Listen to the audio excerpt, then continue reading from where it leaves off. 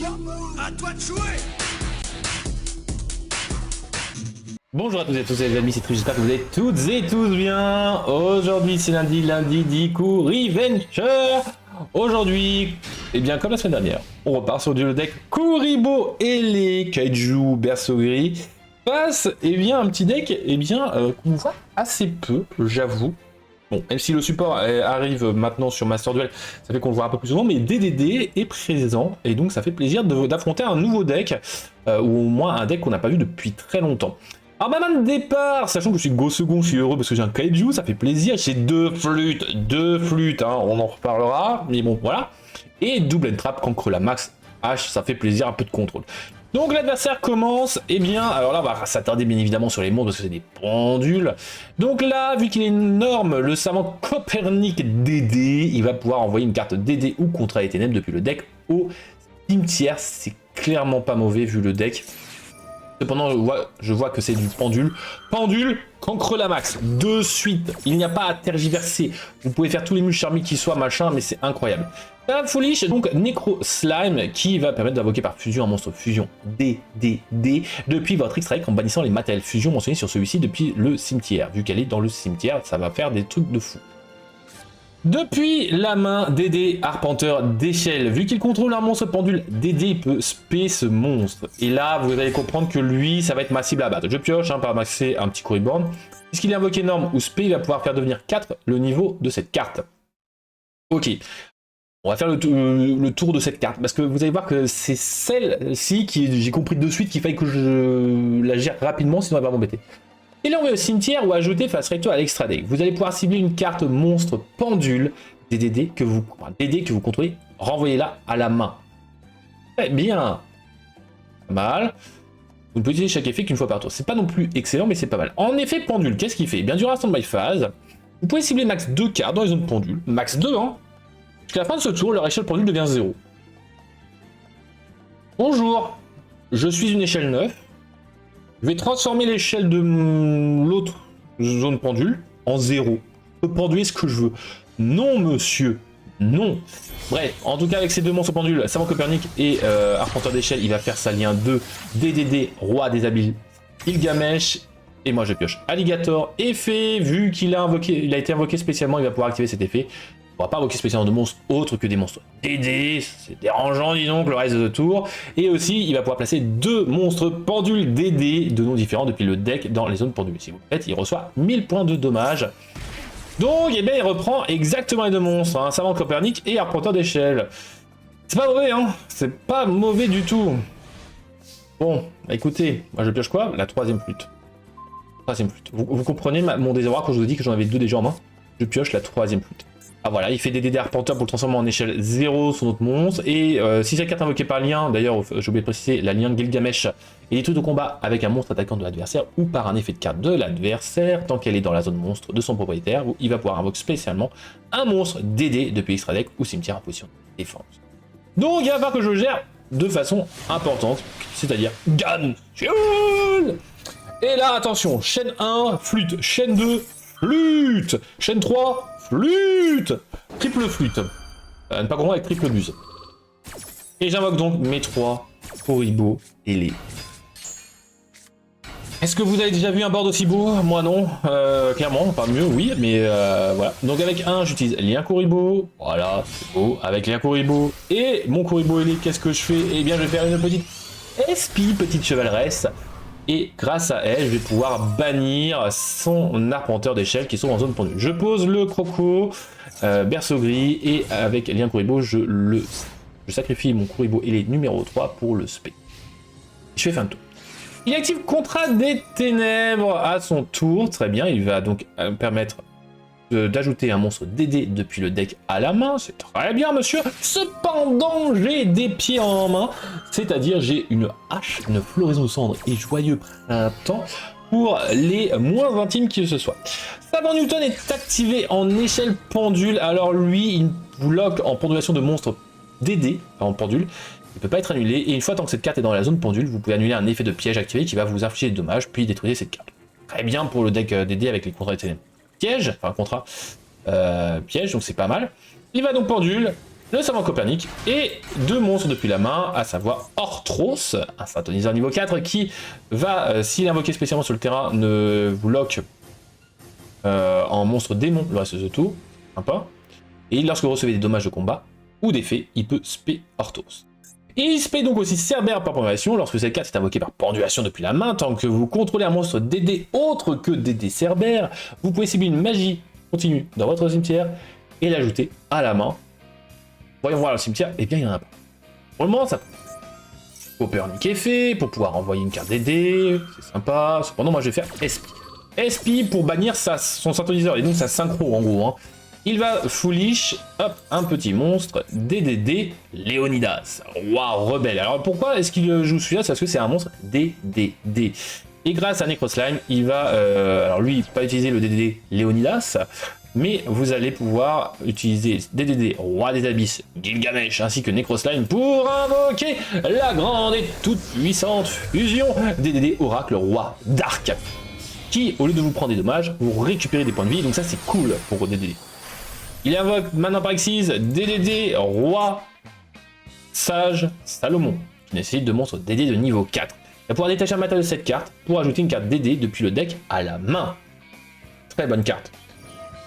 Chez les bannis, il peut cibler un monstre à effet DD que il contrôle jusqu'à la fin de ce tour. Le monstre à effet gagne 7 effets. Si cette carte détruit un monstre du combat, infligez des dommages à votre adversaire égaux à l'attaque d'origine du monstre. C'est très sympa. Il va donc détacher le savant Copernic pour pouvoir aller chercher une carte DD. Et là, Abyss Ragnarok, roi de l'oubli, 2002, 3000, niveau 8, donc il peut s'invoquer par pendulation actuellement. L5, s'il est invoqué Normus P, il peut cibler un monstre DDD dans le cimetière et l'invoquer spécialement, genre Léonidas. Et il peut utiliser cet effet qu'une fois par tour. Une fois par tour, il peut aussi sacrifier un autre monstre DD, cibler un monstre contrôlé par l'adversaire et le bannir. Très très forte cette carte. Et ça s'en battle. Donc avec le gamme ciel, il tape le lien Kuribo. Et là, il fait l'erreur, bon après ça change pas grand chose, de taper mon croco avec le Salomon. Grâce à ça, qu'est-ce qui se passe? Eh bien, je vais faire l'effet du croco. Je vais prendre, bien évidemment, Oracle Roi Dark. Pourquoi? Plus grande attaque, et en plus de ça, ça fait que son burn, son auto-burn, va rester un auto-burn, il va pas se soigner. Donc, allez, 2 pierres en 1, c'est pas mal. Fin de tour, donc SP et Orthros reviennent, et moi je pioche H, superbe. Je norme Coriborn, voilà, je suis heureux, parce que, l'avantage, c'est que je peux faire un renoncer Anima. Renoncer Anima qui va manger Gansiel. Et ainsi, je vais pouvoir taper. Et maintenant, notre SP préféré va taper directement les points de vie. On est à 4004 à 8000. Enfin, 4004. 3004. Passe au contrat des ténèbres. Et maintenant, qu'est-ce qu'il va faire? Eh bien, il va pouvoir ajouter un monstre DD. Eh bien, non. Encore une fois, j'ai le H. Eh bien, monsieur, vous allez me détester, mais vous n'avez pas le droit de jouer. Hein. Merci les N-Trap d'exister des fois. Quand elles sont dans la main. Quand elles sont dans la main de l'adversaire, c'est beaucoup moins drôle. Pendulation, et là, il peut pendule 4, puisqu'il a aussi récupéré l'Arpenteur Extra. Monstre niveau 5, échelle 4, qui permet de se défausser pour ajouter un monstre pendule DD face recto depuis votre extra deck à la main. Donc recyclage, c'est pas mal. Il est banni, vous allez pouvoir bannir un nombre de cartes du dessus du deck de votre adversaire égal au nombre de monstres pendules face recto dans son extra deck. Puis vous pouvez faire gagner 200 attaques à un monstre DD que vous contrôlez pour chaque carte que vous avez ainsi banni. Pas non plus foufou. C'est pas non plus le meilleur des monstres. Ce qui est vachement avantageux, c'est le défausser pour ajouter, enfin recycler. Mais en vrai, il est pas mal. Hein, il est vraiment pas mal. Orthros est fait. Maintenant, Arpenteur d'échelle, Abyss Ragnarok. Et là, ça y est, ça part en cacahuète. Moi, je vais faire SP. Je veux dégager son roi de l'oubli parce que déjà, forte attaque, forte défense. Mais en plus de cela, gros niveau, donc Pro Xyz. Et il peut m'embêter clairement. Hein. Donc bon, il réinvoque son Xyz. Eh bien, très bon choix. Et là, il invoque Siegfried. Et c'est là que je me suis dit, aïe, les problèmes arrivent. DDD Siegfried, roi maudit. Qu'est-ce qui fait cette synchro 8? Et bien, dans le tour de chaque joueur, vous allez pouvoir cibler une carte magie piège face recto sur le terrain jusqu'à la prochaine stand-by phase. La cible a ses effets annulés. Une fois par tour, cet effet-là. Et si elle est détruite au combat par un effet de carte et envoyée au cimetière, vous gagnez 1000 points de vie pour chaque carte contre les ténèbres que vous contrôlez. Et donc là, je me dis, aïe, il va négater l'effet de mon croco. Et là, je suis dans le caca, puisque s'il négate l'effet du croco, il récupère Oracle, roi d'arc. Eh bien non, Siegfried, lien 3. Ok, alors il y a peut-être eu un souci, un truc qui l'empêchait de faire, mais bon, j'ai pas compris le pourquoi du comment. Et il invoque ainsi Zeus, enfin Zeus, Ragnarok, roi du ciel. Cette lien 3 qui demande au moins 2 monstres DD vous permet de cibler une carte DD ou contre item que tu contrôles, la détruire. Et aussi, durant votre prochaine phase, vous allez pouvoir mener une invocation pendule de plus de votre invocation pendule classique. Donc double pendulation, c'est très bon, hein, c'est une carte excellente. En plus de ça, parce que bah, elle n'a pas que ça, peut être cookie, non, en plus de pointer sur les 3 zones du bas. Et bien, lorsque votre adversaire active un effet de monstre dans la main, effet rapide, vous allez pouvoir bannir un monstre DD et une carte contre item depuis votre cimetière à une activation. Bon, ça aurait été très bien que vous fassiez ça pour vous protéger de mes end-traps au tout début, mais maintenant j'ai plus de carte en main, donc ça ne sert strictement à rien. Bon, mis à part une double pendulation, c'est pas non plus mauvais. Faites le contre item, bien évidemment, il veut éviter de se burn, et il refait donc une pendulation. Pendulation de Arpenteur, Orthros et le Arpenteur Extra cette fois-ci. Et voilà, ça fait fin de tour. Je pioche Call by the Rave, c'est sympa. Bah moi je vais battle, je vais taper déjà son monstre. Bah 2002, oui, mais bon, il faut que je me débarrasse de son Ragnarok. Effet de l'Arpenteur d'échelle qui va récupérer Orthros en main. Et je vais taper sa lien 3. Effet de Orthros. Là où je me dis que j'ai un peu fait du caca, mais bon, c'est pas grave. On apprend de ses erreurs. Et ça, c'est bien. Il se spé. Parce qu'il a pris des dommages. Je pose Call by the Rave. Fin de tour, il pioche 1. Et là, bah, c'est reparti pour un tour. Pendule 2, il invoque depuis sa main Orthros et depuis l'extra deck Abyss Ragnarok. Effet de Ragnarok qui va essayer de respect Siegfried et là je lui dis non monsieur. Erreur de ma part, j'aurais dû faire SP en chaîne 2 et chaîne 3 Call by the Rave. N'est pas grave, je me dis c'est pas grave, écoutez sauf s'il passe en battle, je peux faire des choses. Il va essayer de faire donc effet de DDD Abyss Ragnarok pour bannir mon roi d'arc. Moi je me dis, bah, écoutez vu que j'ai fait de la bêtise, il n'a pas dû faire son effet, et bien vu, quitte à être banni, et bien je bannis mon roi d'arc et votre Abyss Ragnarok. Comme ça, au moins, pas de jaloux, mais en théorie, il n'aurait pas pu faire ça, si j'avais un peu mieux joué.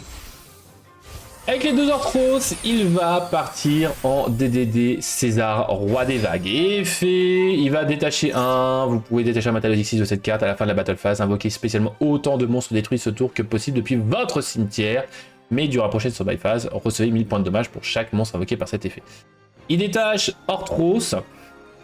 J'avoue que j'ai pas vraiment compris le but. Il n'y a pas de monstre chez vous qui va être détruit au combat. Ok, attaque ma pauvre petite esprit qui avait rien demandé. Donc je vais faire Kuribon. Et ainsi j'invoque un de monstres Kuribo. Par contre, Espi passe à l'as. Hein, clairement, elle passe à l'as. Ça embête. Parce que bah, ça fait que je peux récupérer Arc, mais Arc, bah, comme elle est plus équipée, il retourne sur le terrain de l'adversaire. Bon, ok. Et là, je récupère un petit Kaiju. Et là, je me réfléchis, Kaiju, lien 4, lien 5, etc. Et bah, je pars en lien 4, épée Borel. César, ok, vous pensez avoir un tour de moi? Épée Borel, je vais pouvoir attaquer 2 fois, monsieur. Je passe votre oracle en mode défense, parce que je sais qu'il y a plus d'attaque, ça me sert à rien. Et grâce à ça, maintenant je passe en battle, je frappe votre Ragnarok, je fais son effet de mon épée Borel pour passer à, en gros, à 3000 de plus que vous, hein, en gros, hein, réduit de moitié l'attaque de l'adversaire et je gagne la perte. Enfin bref, en gros j'affiche 3000, c'est la fin, c'est la victoire. Merci d'avoir existé DDD, mais vous ne pouvez rien face à des petites boules poilues. Sauf quand les boules poilues font des misplays. Vous auriez pu faire des trucs de fou, j'avoue. Mais en vrai, Kuribo a gagné contre DDD. Et ça fait plaisir. Une petite coche à marquer sur 2026. Voilà, 20 victoires face à DDD. Ça fait plaisir. En tout cas, j'espère que ce replay vous aura fait rire, étonné, intéressé, intrigué, bien évidemment, comme d'habitude. On se dit à la prochaine, les amis. C'était Trif et les Kuribo. Prenez soin de vos proches. Cœur sur vous, bye bye.